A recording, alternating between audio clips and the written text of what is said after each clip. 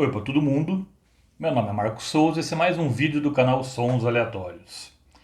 E hoje eu trago aqui uma das pérolas do pop barroco, pop sinfônico, chame como quiser, que tem como representantes os Beatles, foram os pioneiros nisso, Paul McCartney principalmente, mas tivemos também o Love com Forever Changes, tivemos os Beach Boys com Pet Sounds, tivemos o Left Bank, também com os dois primeiros álbuns, o Walk Away Renee Pretty Ballerina e o Two.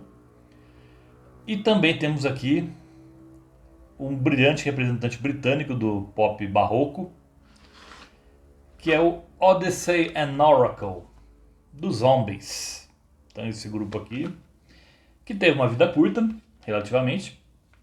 Depois voltaria algumas vezes, mas o auge dele foi, assim, sem dúvida, aí meados da década de 60.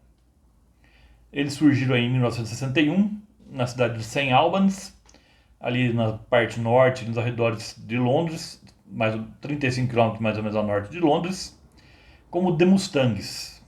Depois eles trocaram o nome para The Zombies, mas eles debutaram aí no vinil só em 1964, com o single She's Not There, que fez um certo barulho, tanto nos Estados Unidos quanto na Inglaterra. E depois vieram uma fileira de singles, temos Tell Her No também, ficou bem conhecida.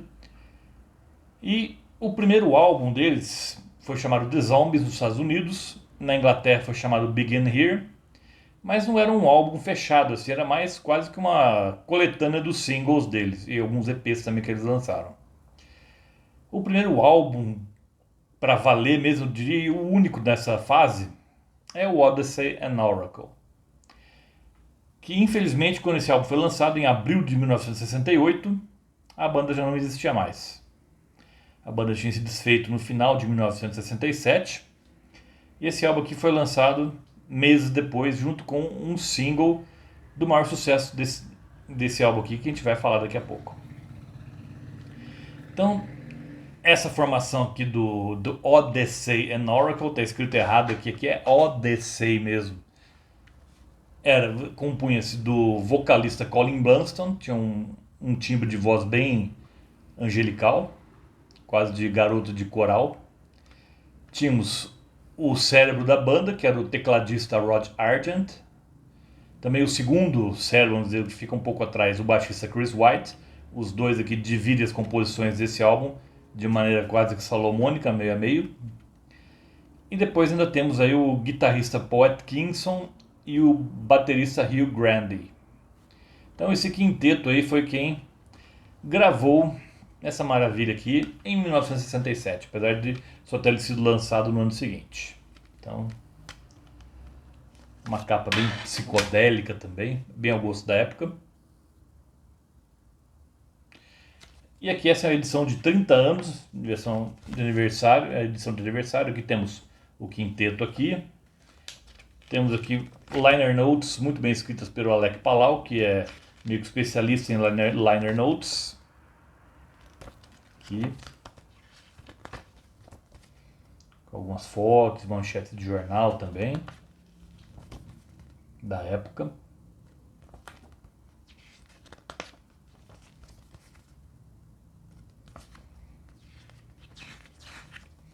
E ainda temos as letras das canções.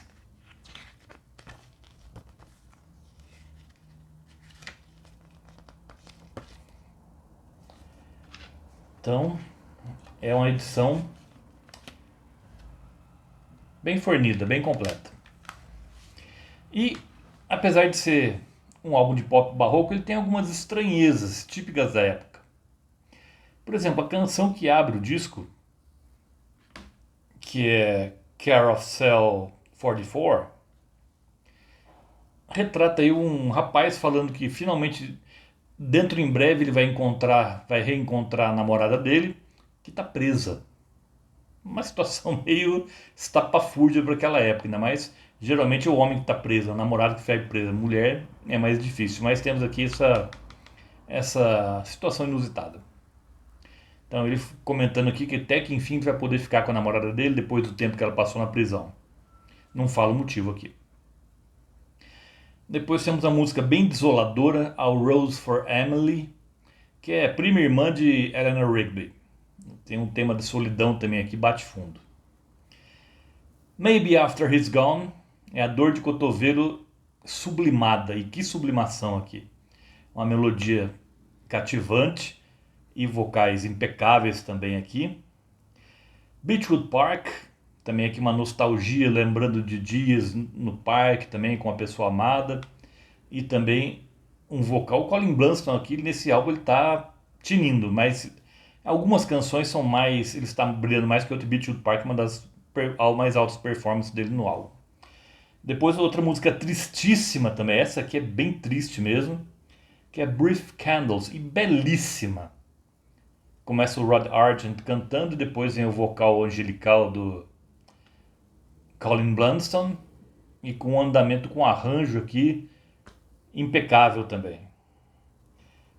Depois Hung Upon a Dream, que é uma música que tem uma estrutura toda quebrada, quase não tem refrão, quase não se repete nada na música, mas é um truque, você fica agradavelmente atordoado aqui com o desenvolvimento da música.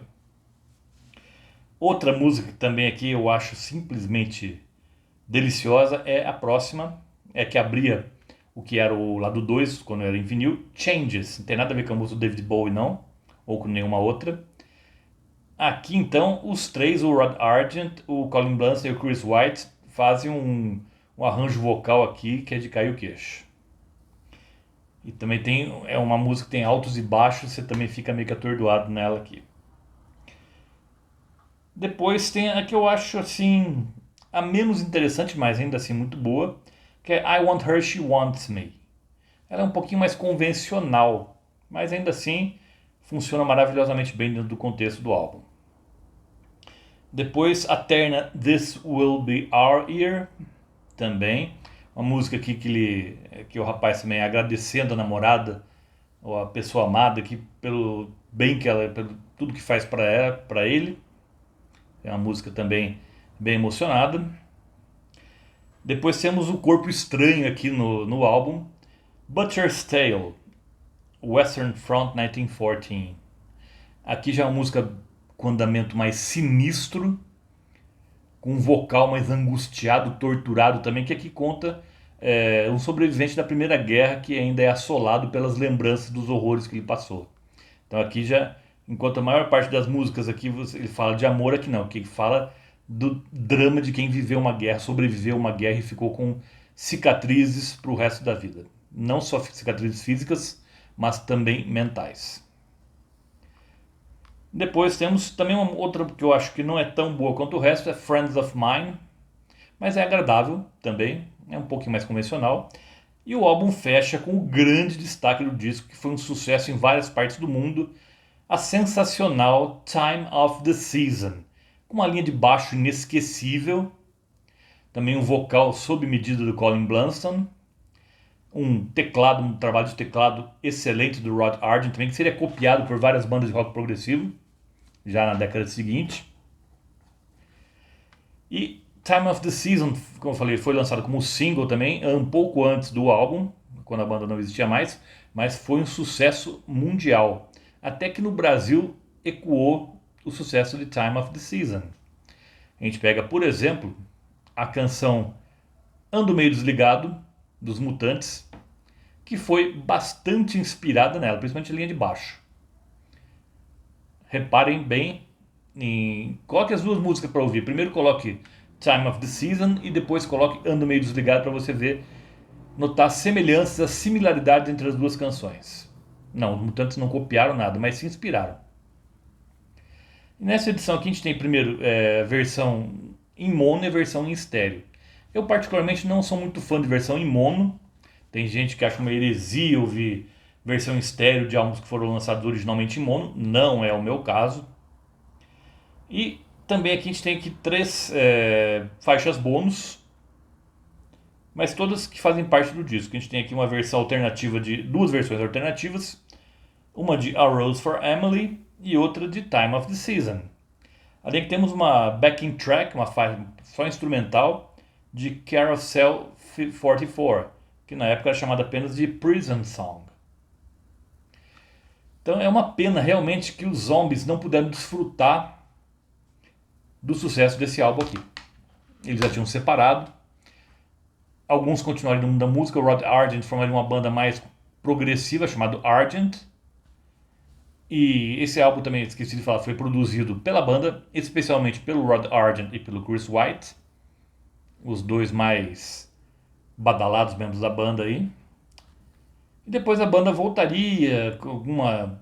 Na década de 80 tentaram um comeback, não deu muito certo. Depois, mais nos anos 2000, aí sim, até hoje a banda tá nativa, mas não com o mesmo pique de antes, evidentemente. Mas mesmo assim, Odyssey and Oracle, como está aqui escrito aqui, é um dos grandes álbuns da década de 60, sem dúvida alguma. Obrigatório para quem é fã, como eu falei, de pop barroco, pop sinfônico, baroque pop ou algo do tipo. Esse aqui tá bom para ser arquivado junto com, falei, com Forever Changes do Love, com o Two e o Walk Away Renee Pretty Ballerina do Left Bank, com Pet Sounds do Beach Boys. São álbuns aí que tem tudo a ver com o espírito desse álbum aqui. Lembro vocês, toda terça-feira tem vídeo novo aqui no canal. Por hoje eu fico por aqui. Vejo vocês na próxima terça-feira. Até lá.